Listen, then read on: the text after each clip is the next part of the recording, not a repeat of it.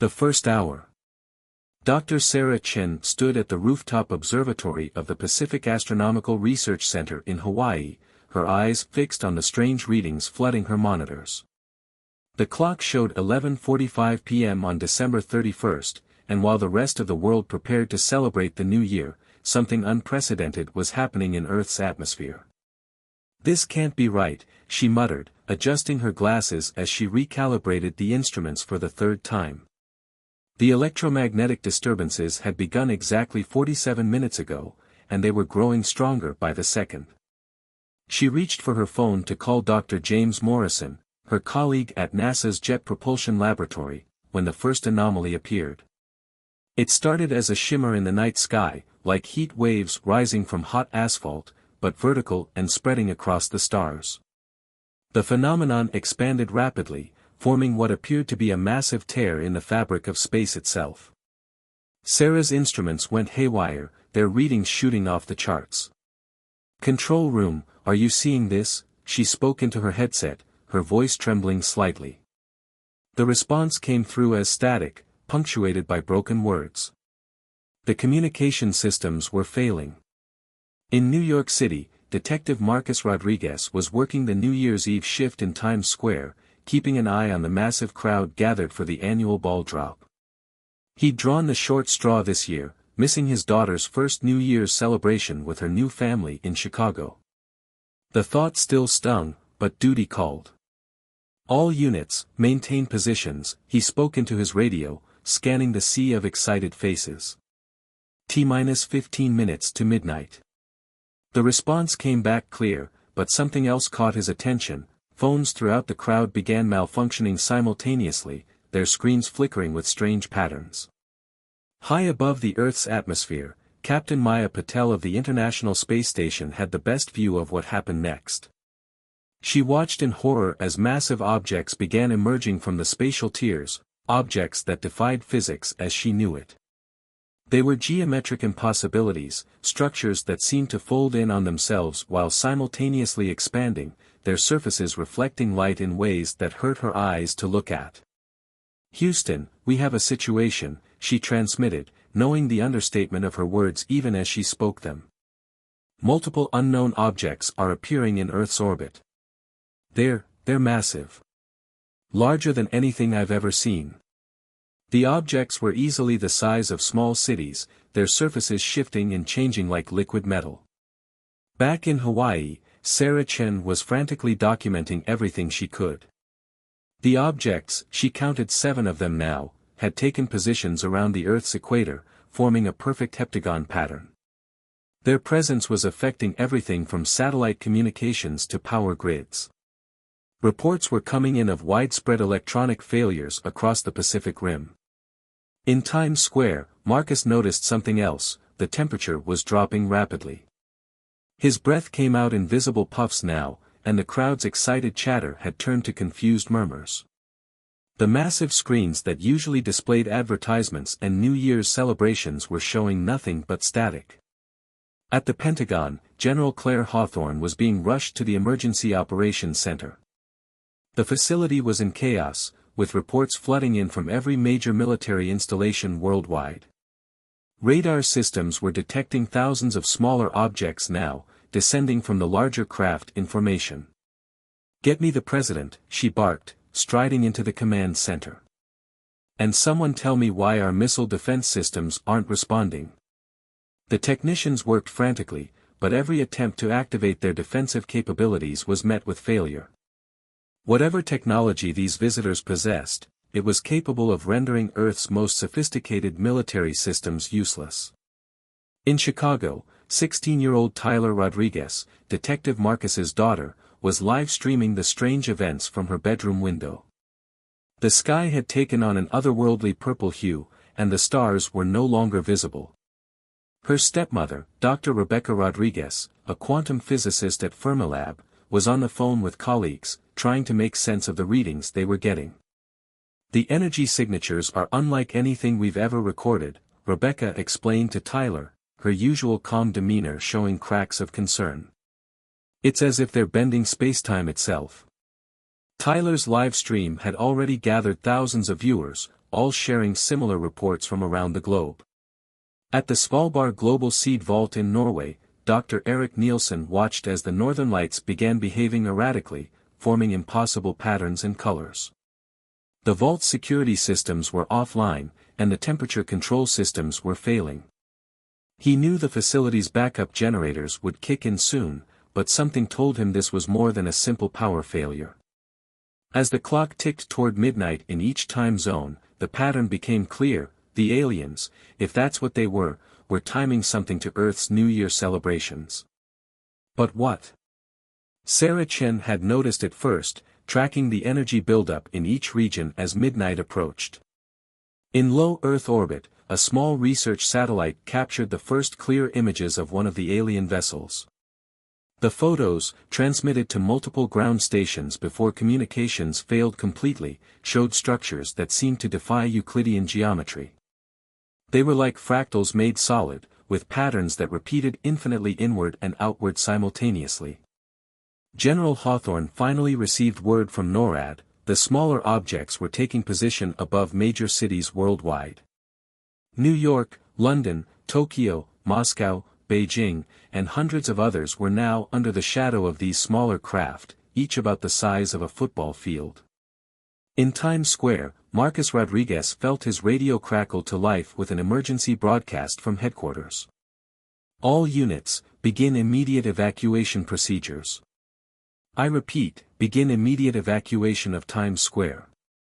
But before he could act on the order, every electronic device in the area went dead simultaneously. The massive screens, the lights, even the iconic New Year's Eve ball, everything went dark.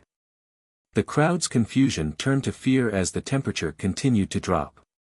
Ice began forming on surfaces, spreading like crystal fractals across windows and streets.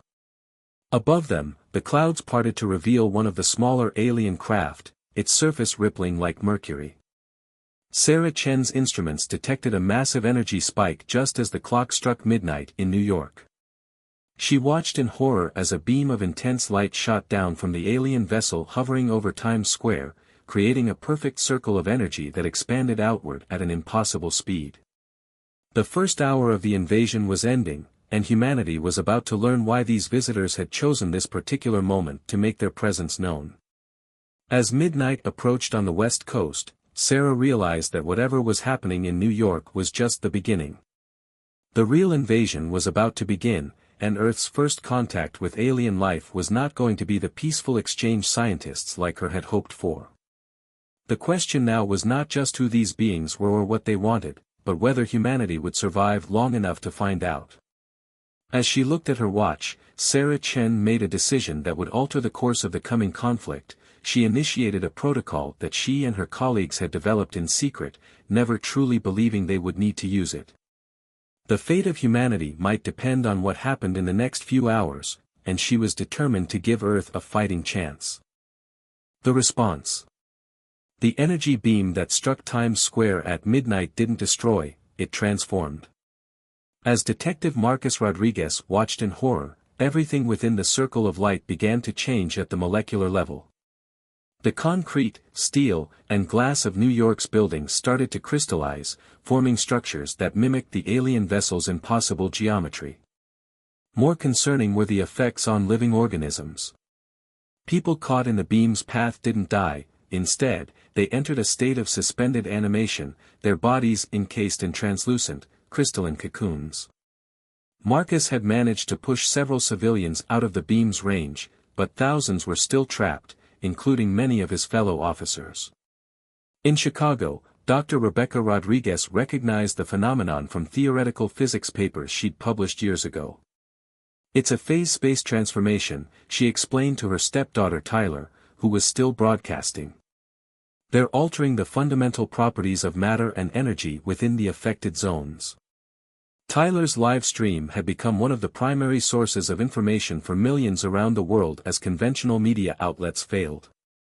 Her scientific background, inherited from her stepmother, helped her explain the complex phenomena in terms viewers could understand. But more importantly, she noticed patterns that others missed. Look at the crystallization, she pointed out, analyzing footage from various cities. It's not random, it's forming specific geometric patterns, like they're creating some kind of network. Rebecca's colleagues at Fermilab confirmed Tyler's observation. The transformed zones were indeed connecting to each other through subtle energy fields that were barely detectable. At the Pentagon, General Claire Hawthorne had assembled a crisis response team that included some of the world's leading scientists and military strategists. Among them was Dr. Rajesh Kapoor, a quantum computing expert who had been working on experimental defense systems. The aliens aren't just invading our space, Dr. Kapoor explained, pointing to his readings. They're rewriting the laws of physics within the transformed zones. Our conventional weapons would be useless, they'd simply be transformed or absorbed by these new physical laws. However, hope emerged from an unexpected source. Dr. Eric Nielsen, monitoring the situation from Svalbard, discovered that the seed vault's natural surrounding rock formations somehow blocked the transformation effect. He quickly shared this information with the global scientific community through backup communication channels. It's the quartz content, Dr. Nielsen explained in a hastily organized video conference. Something about its crystalline structure interferes with their transformation technology. This revelation proved crucial as humanity began to formulate its response. In Hawaii, Dr. Sarah Chen's secret protocol was already showing results. Years ago, she and a group of international scientists had created a network of quantum-entangled particles, distributed at key locations around the globe. This network, designed as a last-resort communication system, was now humanity's only reliable means of coordinating a global response. Using this quantum network, Sarah connected with Maya Patel aboard the ISS, who had been documenting the aliens' movements and patterns. They're methodical, Maya reported. Each transformation beam is precisely timed and positioned. They're following a specific plan, but for what purpose? The answer began to emerge as Dr. Chen analyzed data from multiple sources. The transformed zones weren't just changing physical space, they were creating massive quantum computers. Each crystallized area was becoming part of a vast, interconnected processing network. In New York, Marcus Rodriguez made a crucial discovery while helping survivors evacuate. The crystalline cocoons containing people weren't just preservation units, they were interface points. Some of the trapped individuals showed signs of neural activity that corresponded with the alien network's energy pulses. They're not killing us, he reported through the quantum network. They're trying to integrate us into whatever system they're building. This information reached Dr. Rebecca Rodriguez, who immediately connected it to her previous research on human consciousness and quantum states. Working with Tyler, who continued to broadcast updates to the world, Rebecca developed a theory about the aliens' true purpose. They're not invading in the traditional sense, she explained. They're trying to upgrade our entire planet, forcibly evolving both our technology and our biology to match their own. This revelation led to a breakthrough in understanding the invasion's timing. The aliens hadn't chosen New Year's Eve randomly, they had selected a moment when human consciousness was most globally synchronized, as billions of people focused on the same event simultaneously. General Hawthorne mobilized military forces worldwide to establish safe zones in areas rich in natural quartz deposits. Dr. Kapoor worked with international teams to adapt his experimental defense systems, using the quantum properties of quartz to disrupt the alien transformation beams. Meanwhile, Sarah Chen made another critical discovery. The quantum entanglement network she had helped create years ago shared certain properties with the alien technology. With proper modification, it could potentially be used to interfere with their systems. In orbit, Maya Patel noticed something else. The alien vessels were consuming enormous amounts of energy to maintain the transformation zones. They're not invulnerable, she reported. They have limitations, and they're using more power than they anticipated. This observation proved vital as humanity began to formulate a counterattack. Dr. Nielsen's team in Svalbard started developing a way to amplify the natural disrupting properties of quartz using focused electromagnetic pulses. The goal wasn't to destroy the alien vessels, but to disrupt their transformation network. Tyler Rodriguez's livestream became instrumental in coordinating global civilian efforts. Through her broadcast, people learned how to identify safe zones and assist in the construction of quartz-based shelters. Her clear, calm reporting helped prevent widespread panic and allowed for more organized evacuation efforts. As the second phase of the invasion unfolded, humanity's response took shape. The aliens' attempt to force evolution upon Earth had inadvertently provided the tools for resistance. The transformed zones, while dangerous, offered insights into the invaders' technology and weaknesses. Dr. Kapoor's team made the first breakthrough in developing countermeasures. By studying the interaction between quartz crystals and the transformation fields, they created devices that could temporarily reverse the crystallization process. The first successful test freed a small group of people from their cocoons in central London. The freed individuals brought with them crucial information. During their time in suspended animation, their minds had been connected to the alien network. They reported experiencing vast repositories of knowledge and consciousness, suggesting that the invasion might be more than just a physical transformation of Earth. General Hawthorne coordinated with military forces worldwide to establish a network of resistance bases in quartz-rich areas. These bases became centers for scientific research and refugee protection, as more people fled the expanding transformation zones. As the second hour of the invasion drew to a close, humanity had moved from panic to organized resistance. The alien force that had expected to find a helpless planet instead encountered a species capable of adapting and fighting back. But the true test was yet to come. The aliens had only transformed a small portion of Earth's surface, and their main assault was still to begin. Sarah Chen, working with Maya Patel and the global scientific community, prepared for the next phase of the conflict. They knew that understanding the aliens' true purpose was as important as developing weapons to fight them. The transformation of Earth wasn't just an invasion, it was enforced ascension, and humanity would have to decide whether to resist or adapt to this new evolution. The discovery. As the third hour of the invasion began, Dr. Rajesh Kapoor made a startling discovery in his quantum computing lab. The alien transformation network wasn't just creating a new physical reality, it was generating a bridge between dimensions. Each crystallized zone served as an anchor point for something far more profound than a mere invasion. They're not just transforming Earth, he explained to General Hawthorne through the quantum network.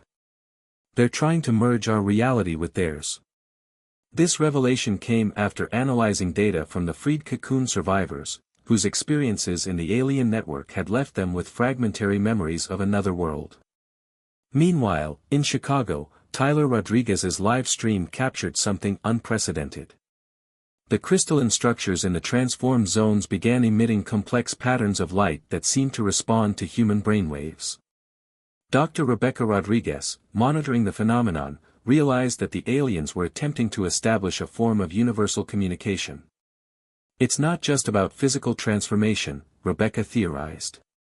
They're trying to create a shared consciousness between our species. Her research into quantum consciousness suddenly had practical applications she'd never imagined. The alien network wasn't just storing human minds, it was attempting to translate between fundamentally different forms of awareness. In orbit, Maya Patel observed new developments in the alien vessel's behavior. The massive ships had begun rotating in perfect synchronization, creating geometric patterns that affected gravitational fields across Earth. They're not just ships, she reported. They're parts of a massive machine, and Earth is being integrated into it. Dr. Eric Nielsen's team in Svalbard made another crucial discovery. The quartz crystals that disrupted the transformation effect weren't just blocking it, they were resonating with it in a way that suggested the aliens had visited Earth before. Deep within the Arctic rock formations, they found ancient crystalline structures that predated human civilization. This isn't first contact, Nielsen announced through the quantum network. They've been here before, maybe millions of years ago. These structures, they're like seed crystals, waiting to be activated. The implications were staggering. Earth's entire evolutionary history might have been guided by these ancient artifacts. In New York, Detective Marcus Rodriguez noticed something else while exploring the edge of a transformed zone. The crystalline cocoons containing humans were arranged in specific patterns, forming what appeared to be neural networks on a massive scale. Each person was becoming a node in an enormous organic computer. Dr. Sarah Chen, analyzing data from multiple sites, began to understand the larger picture. The aliens aren't invaders, she transmitted. They're gardeners. Earth is their garden, and humanity is their crop. They've been cultivating us for this moment. This revelation led to a new understanding of human history. Ancient megalithic structures, mysterious archaeological sites, even certain genetic quirks in human DNA, all pointed to long-term alien influence. They hadn't just visited Earth, they had been shaping its development for millions of years. General Hawthorne's team discovered that certain military installations, built decades ago, had been unconsciously designed in patterns that matched the alien geometry. Someone knew, she realized. Some part of human consciousness has always known they were coming. Dr. Kapoor's quantum computing experiments revealed another layer of truth. The alien technology wasn't just advanced, it was fundamentally different from human technology because it operated on principles that unified consciousness with physical reality. Their machines weren't just tools, they were extensions of their awareness. Tyler Rodriguez, still broadcasting to millions, began receiving messages from viewers worldwide reporting similar discoveries. Ancient sites across the globe were transforming, revealing long-dormant alien technology. The Great Pyramid, Stonehenge, the Nazca Lines, all were becoming active, integrating with the alien network. In Chicago, Dr. Rebecca Rodriguez made a breakthrough in understanding the alien consciousness. The transformed humans weren't just being stored, they were being taught. The cocoons were educational tools, preparing human minds for integration with a vastly more complex form of existence. Maya Patel, from her unique vantage point on the ISS, observed that the alien vessels were creating a geometric pattern that matched ancient astronomical alignments. They're not just positioning themselves strategically, she reported. They're recreating a pattern that's been encoded in human culture for millennia. Dr. Nielsen's team found more evidence in the seed vault. Certain plant species showed signs of artificial genetic modification dating back thousands of years. The aliens hadn't just been preparing humanity, they had been preparing Earth's entire biosphere. This discovery led to a new debate among the resistance leaders. If the aliens had been guiding human development all along, was resistance the right course of action? Were they fighting against their own intended evolution? The answer came from an unexpected source. The freed cocoon survivors began showing signs of enhanced cognitive abilities. They could interact with the alien technology intuitively, and some could even communicate with the crystalline structures. But crucially, they retained their human consciousness and free will. They don't want to eliminate us, one survivor explained. They want to elevate us. But they didn't expect us to be ready to choose our own path of elevation. This insight proved crucial as humanity began to understand not just what the aliens were doing, but why. General Hawthorne, working with Dr. Kapoor and other scientists, developed a new strategy. Instead of simply resisting the transformation, they would attempt to guide it, using humanity's unexpected adaptability to shape the process. Sarah Chen's quantum network became more than just a communication tool, it evolved into humanity's first attempt at creating technology that could interface with both human consciousness and alien systems. The network began to exhibit properties similar to the alien technology, but with distinctly human characteristics. As the third hour drew to a close, humanity stood at a crossroads. The alien presence was revealed to be not just an invasion, but the culmination of millions of years of preparation. The question was no longer about resistance or surrender, but about how humanity would choose to participate in its own evolution. The transformed zones continued to expand, but now they were being met not just with resistance, but with understanding. Humanity had discovered its true place in a grand experiment that spanned millions of years. The next phase would determine whether they would be passive subjects in this experiment or active participants in their own transformation. The Awakening. The fourth hour of the transformation brought an unprecedented development. Dr. Rebecca Rodriguez, working with the enhanced abilities of the freed cocoon survivors, made first direct contact with the alien consciousness. The communication wasn't through words or images, but through pure mathematical concepts that transcended traditional language. They call themselves the architects, she transmitted through the quantum network. They seed worlds with potential, then return when that potential is ready to be realized. The contact revealed that Earth was one of thousands of worlds in various stages of development, each part of a vast project to elevate consciousness throughout the galaxy. In New York, Detective Marcus Rodriguez witnessed the first voluntary transformation. A group of scientists, led by their understanding of the alien presence, chose to enter the crystalline structures. Unlike the forced transformations, these willing participants maintained full awareness and control throughout the process. It's like being born into a higher dimension of reality, reported Dr. Emily Chang, one of the volunteers, after her transformation. We're not losing our humanity, we're expanding it.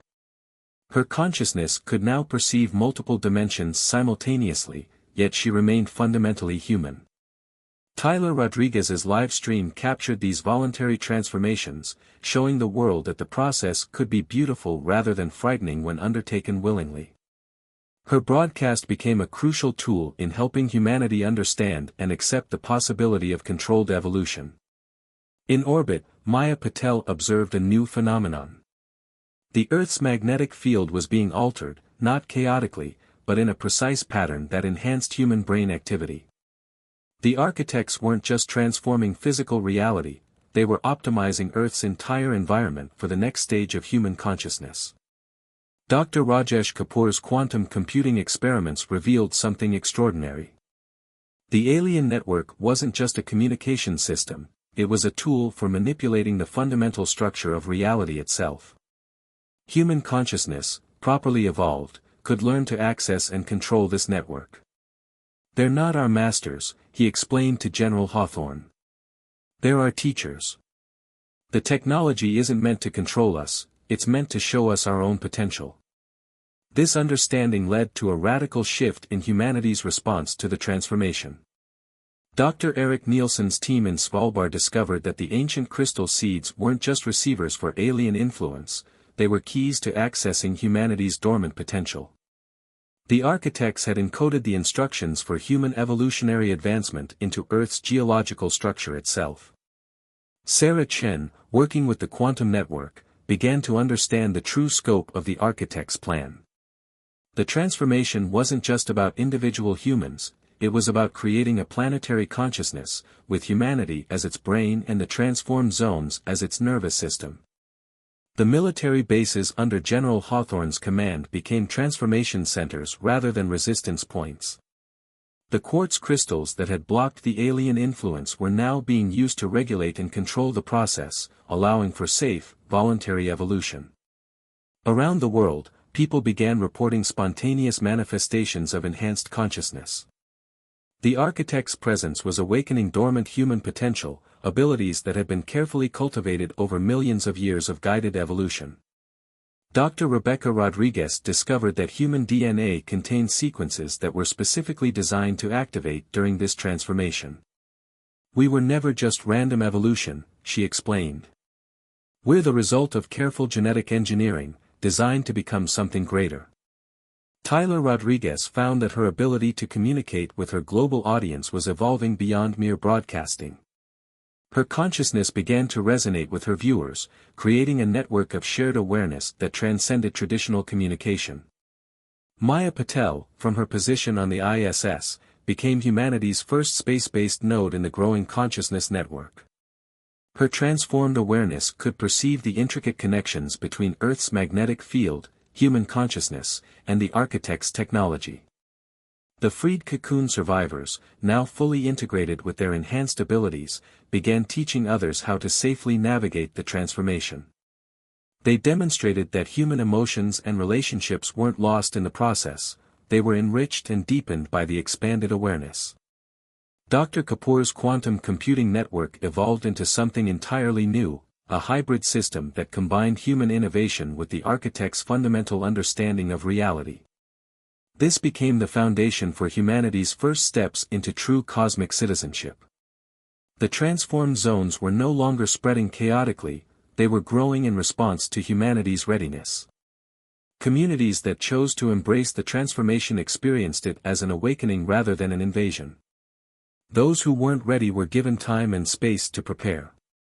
General Hawthorne's military expertise found a new purpose in coordinating the global transformation. Instead of defending against an invasion, she was now managing humanity's greatest journey of discovery. The military's discipline and organization proved crucial in maintaining order during the transformation. Dr. Nielsen's research revealed that the ancient crystal seeds contained records of other transformed worlds. Earth wasn't alone in this process, it was joining a galaxy-wide network of evolved civilizations, each unique in its expression of higher consciousness. As the fourth hour drew to a close, humanity stood on the brink of its greatest transformation. The architects had provided the tools and knowledge, but the choice of how to use them remained with humans. The terror of invasion had become the wonder of awakening. Sarah Chen's quantum network had evolved into humanity's first true connection to the cosmic consciousness. Through it, humans could begin to perceive the vast community of transformed worlds that awaited them. The next hour would determine how humanity would take its place among them. The transformation. The final hour of Earth's great transformation began with a symphony of light and consciousness that encompassed the entire planet. The architect's true form was finally revealed. They weren't just visitors from another world, but manifestations of a universal creative force that had been nurturing life throughout the cosmos. Dr. Sarah Chen, her consciousness now expanded through the quantum network, understood that the New Year's Eve timing wasn't just about global synchronization, it was about marking the end of one phase of human existence and the beginning of another. The symbolic death and rebirth of the year reflected humanity's own metamorphosis. In New York, Detective Marcus Rodriguez experienced a profound revelation as he watched the transformed zones pulse with new life. The crystalline structures weren't just changing the physical world, they were creating a new layer of reality that existed alongside the old one, a dimension where consciousness and matter were one. His daughter Tyler, still broadcasting from Chicago, had become something more than a mere reporter. Her live stream had evolved into a direct feed of human consciousness, allowing millions to experience the transformation through her enhanced perception. Dr. Rebecca Rodriguez watched with pride as her stepdaughter became a bridge between the old world and the new. Maya Patel, aboard the ISS, witnessed the transformation from a unique perspective. The Earth itself was changing, its magnetic field forming complex geometric patterns that matched the ancient symbols found in human cultures throughout history. These patterns were more than just energy fields, they were the physical manifestation of Earth's awakening consciousness. Dr. Rajesh Kapoor's quantum computing network had merged with the architect's technology, creating an interface that allowed humans to access the higher dimensional space while maintaining their individual identities. "We're not losing ourselves," he explained through the network. "We're becoming our true selves." In Svalbard, Dr. Eric Nielsen and his team discovered the final piece of the puzzle. The ancient crystal seeds weren't just tools for transformation, they were records of Earth's entire journey, from the first cellular life to the emergence of human consciousness. The architects had been documenting every step of evolution, preparing for this moment. General Claire Hawthorne, her military training giving way to a deeper understanding, coordinated the final phase of the global transformation. The world's armed forces became guardians of the change, ensuring that every human had the chance to embrace the transformation at their own pace.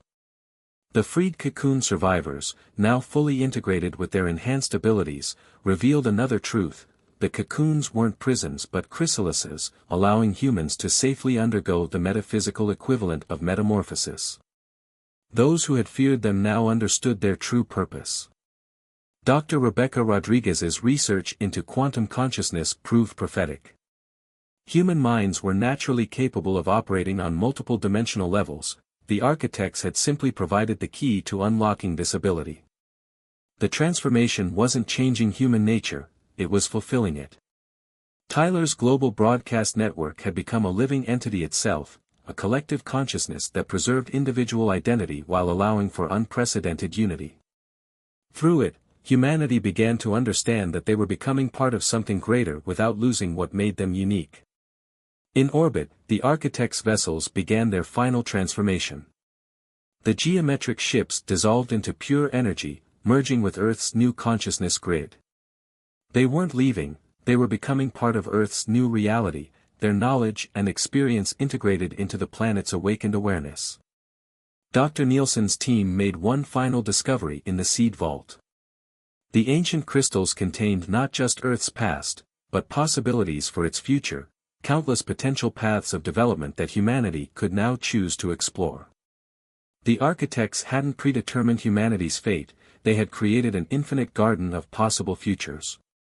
Sarah Chen, her consciousness expanded beyond individual perception, understood that the quantum network she had helped create was just the beginning.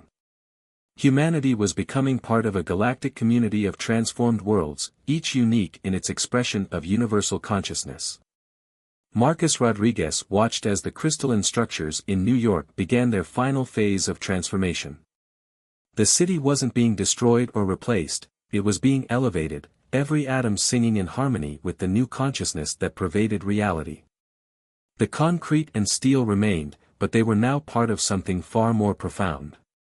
The military installations under General Hawthorne's command became nexus points for the new reality, their strategic positions serving as anchors for the consciousness grid that now encompassed the planet.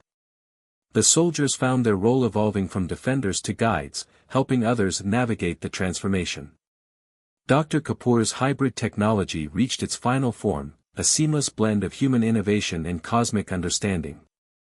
Through it, humanity could access the knowledge of countless transformed worlds while maintaining their unique perspective and creativity. As midnight approached on the West Coast, Dr. Rebecca Rodriguez witnessed the completion of the first phase of transformation. The changes weren't ending, they were just beginning. Humanity had been given the tools to guide their own evolution, to explore realities beyond their wildest dreams while remaining fundamentally human. Tyler's broadcast captured the final moments of the old world and the first breath of the new. The transformation wasn't an ending but a beginning, not a loss but an expansion. Through her enhanced perception, millions witnessed the birth of a new era in human existence. Maya Patel, her consciousness now able to span the distance between Earth and space, saw the complete picture. The transformed Earth had become a beacon in space, a signal to other awakened worlds that humanity had taken its first steps into a larger universe.